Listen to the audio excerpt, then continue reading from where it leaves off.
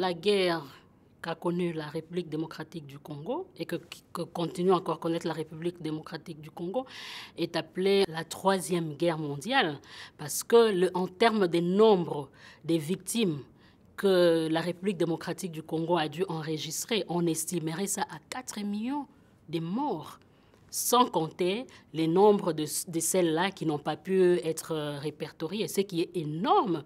C'est un crime contre l'humanité. Et moi, ce qui m'inquiète dans le cas de la RDC, c'est le silence coupable de la communauté internationale. On n'en fait pas cas. Dans ma ville, là où je vis, il faut dire qu'il y a eu aussi les cas des violations massives de droits de l'homme au nord du Katanga, mais qui sont très peu médiatisés.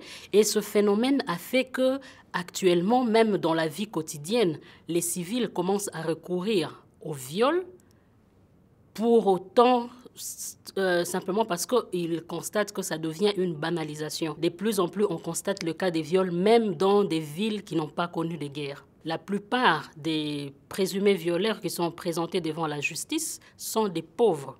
Alors que les viols, à ce jour, n'est pas seulement commis par des auteurs pauvres. Nous connaissons aussi des grandes personnalités de notre pays qui, à ce jour, siègent et qui ont des grands postes dans les secteurs militaires, dans les secteurs politiques, mais qui ne sont pas inquiétés, alors qu'il y a des preuves tangibles qui attesteraient que ces hommes auraient recouru au viol, et pas au viol en termes d'une simple infraction pénale, mais en termes de violation massive de droits de l'homme. Après les 32 ans de pouvoir de Mobutu, et après l'avènement de Kabila père, et maintenant l'avènement de Kabila fils, nous sommes dans une série ou dans un cycle des transitions et des violences, ce qui a essentiellement affecter les organes de la justice en termes de crédibilité.